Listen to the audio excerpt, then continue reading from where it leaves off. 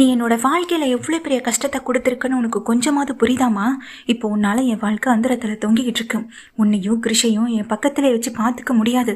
அதுக்காக தான் நான் தூரத்தில் வச்சு பார்த்துக்கிறதுங்கயே ஒரு வீடு ஏற்பாடு பண்ண, ஸ்கூல் ஏற்பாடு பண்ண, எல்லாத்தையும் பண்ணேன். அதை மீறி திரும்ப திரும்ப என் வாழ்க்கையில நீ குறுக்க வந்து பிரச்சனை பண்ணிக்கிட்டு இருக்க. மீனாவுக்கு விஷயம் தெரிஞ்சிடுச்சு. நீ என்னைக்கு அந்த விஷயத்த வீட்டில் சொல்ல போறான்னு தெரியல அப்படின்ற மாதிரி சொல்லிதான் இங்கே ரோஹினி பேசிக்கிட்டு இருக்காங்க. அது மட்டும் இல்லை, உன்னால இப்போ நான் அந்த மீனாவை பொய் சொல்லி பழி போட்டு இப்போ அவளை வீட்டை விட்டு வெளியே அனுப்பிட்டேன்னு சொல்லி ரோஹினி பேசுகிற அந்த வீடியோ இங்கே ப்ளே ஆக இது அத்தனை பார்த்து அத்தனை பேரும் வந்துட்டு அதிர்ந்து போய் நிற்கிறாங்க. ரோஹினி இவ்வளோ பெரிய விஷயத்த பண்ணிட்டு அமைதியாக நிற்கிறத பார்த்துட்டு எங்கள் முத்துவுக்கு கோவம் வரதான் செய்து, இப்போவாது நம்புறீங்களா அப்படின்னு சொல்லி கேட்க, இதுக்கு மேலே எதையுமே பொறுத்துக்க முடியாத விஜயா இங்கே ரோஹினியை போட்டு அடிக்கவும் செய்கிறாங்க. இவ்வளோ பெரிய உண்மையை மறைச்சிட்டு மீனா மேலே பழி போட்டு அனுப்பியிருக்கேன், உனக்கு கொஞ்சம் கூட வெக்கமா இல்லையான்னு சொல்லிட்டு விஜயா கண்டபடி திட்டுறது மட்டும் இல்லாமல் அவளை கழுத்தை பிடிச்சி வெளியே தள்ளி அடித்து அழுது அந்த மாதிரி ஒரு பெரிய ரியாக்ட் பண்ணுறாங்க விஜயாவும். அப்போ வந்திருக்கவங்க வந்துட்டு கிருஷி நீ உன் கூட இருக்கவே வேணான்ற மாதிரி முடிவு பண்ணி அதை நேரடியாக ரோஹினி கிட்ட சொல்லிட்டு அந்த இடத்த விட்டு போக, தனக்கு தன்னுடைய வாழ்க்கையும் போச்சு, தன் மகனும் தன்னை விட்டு போக போறான்ற ஒரு பயம் இங்க ரோஹினி முகத்துல வருது. அப்பதான் இங்க முத்து வந்து கேட்குறாங்க இங்க ரோஹினியை பார்த்து, உனக்கு உன் வாழ்க்கைன்றப்போ எவ்வளவு பெரிய விஷயமா தெரியுது, இன்னைக்கு உன் பையன் உன் கூட இருக்க போறதில்லன்ற வருத்தமும் தெரியுது அப்படின்னு சொல்லி முத்து கேட்குறாங்க. விஜயா ரோஹினி வந்து பேச முடியாம நிற்க, அவகிட்ட என்னடா பேச்சு வேண்டி கிடக்கு, நீயும் மீனாவும் வீட்டுக்குள்ள வாங்கன்னு சொல்லி கூப்பிடவும் செய்றாங்க. இங்க விஜயா வீட்டுக்குள்ளே வராங்க. வந்ததுமே கிச்சனுக்குள்ளே போகிறாங்க. இதை பார்த்துக்கிட்டு இருக்கா அண்ணாமலை, இவ கிச்சன் பக்கமே போக மாட்டாளே அப்படின்னு நினச்சிட்டு இருக்கும்போது, அத்தை என்ன வேணும்னு சொல்லுங்கள், நானே உங்களுக்கு ரெடி பண்ணி தரேன்னு சொல்ல, அதெல்லாம் ஒன்றும் வேணாம், உன் வேலையை மட்டும் நீ பார்த்தா போதும் அப்படின்னு சொல்லி மீனாவை திட்டி அனுப்பிவிட, மீனா முகத்தை ஒரு மாதிரி வச்சுட்டு வெளியே பெஞ்சில் வந்து உட்காந்துடுறாங்க. அப்போது அங்கே இருக்க விஜயா வந்துட்டு காஃபி போட்டு எடுத்துகிட்டு வராங்க. எனக்கா விஜயா அப்படின்னு சொல்லி கேட்க, உங்களுக்கு யாருங்க போட்டா அப்படின்னு சொல்லிட்டு எங்கள் விஜயா தனக்கு ஒரு கப் எடுத்துக்கிறாங்க. அதே நேரத்தில் ரோஹினியை கூப்பிட்றாங்க. ரோஹினி அப்படின்னு சொல்லி கூப்பிட ரோஹினி வெளியே வராங்க.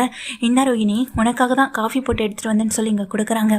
என்ன ஆண்டி நீங்களே போட்டிங்களான்னு சொல்ல, ஆமாம் மனோஜ் கூட போயிட்டு நீ எவ்வளோ கஷ்டப்பட்டு வேலையெல்லாம் பார்த்துட்டு வரேன், உனக்காக இந்த வீட்டில் நான் இதையாவது செய்யக்கூடாதா, நீயும் மனோஜுக்காக பெரிய ஆர்டர் பிடிச்சி அது மூலமாக பணமும் நிறைய சம்பாதிச்சு கொடுக்க போகிறேன், அதுக்காக இதை கூடவா நான் செய்யக்கூடாதுன்னு சொல்ல, எல்லாம் பணம் மீனா பணம் அப்படின்னு முத்து இங்கே மீனாவை பார்க்கும்போது அங்கே ரோஹினிகிட்ட வந்துட்டு கப்பில் காப்பி கொடுக்குறாங்க. அதை வாங்கி குடிக்கிறேன். எங்கள் ரோஹினியும் குடிச்சிட்டு கொஞ்சம் நேரத்தில் ரோஹினி என்ன ஆயிடுறாங்கன்னா இங்கே பிளட்டாக வந்துட்டு வாமிட் எடுக்க ஆரம்பிச்சிடுறாங்க.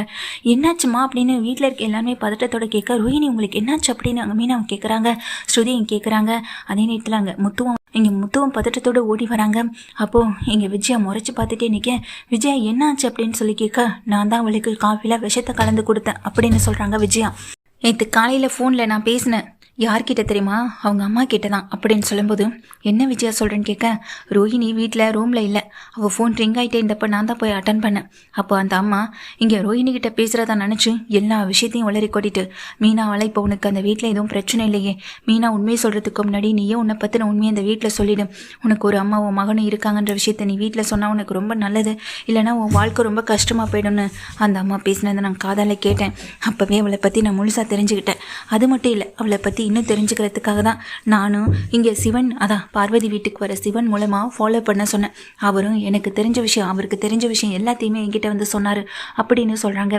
இதை கேட்டேன் அவ்வளோ பேரும் அத்தனை பேரும் பயங்கர வருத்தத்தோடு நிற்க, ரோஹினி அதுக்காக நீ இவ்வளோ பெரிய தண்டனை அந்த பொண்ணுக்கு கொடுத்துருக்கக்கூடாது அப்படின்னு சொல்ல, மரணத்தை விட தண்டனை வேறு என்னங்க இருக்க போகுது, நம்ம குடும்பத்தை நம்ம மகனை ஏமாத்திருக்கான், ஒரு குடும்பம் இருக்கிறத நம்ம கிட்ட மறைச்சிருக்கான், கடைசியில் ஆர்டர் வாங்கி கொடுத்தது கூட அவ கிடையாதுன்னு தெரிஞ்சு போச்சுங்க அப்படின்னு சொல்ல, ஆமாம் அதை மீனா தான் வாங்கி கொடுத்தான்னு இங்கே முத்துவும் சொல்கிறாங்க. இதை கேட்டுட்டு இங்கே அண்ணாமலைக்கு வந்துச்சியாக தான் இருக்குது.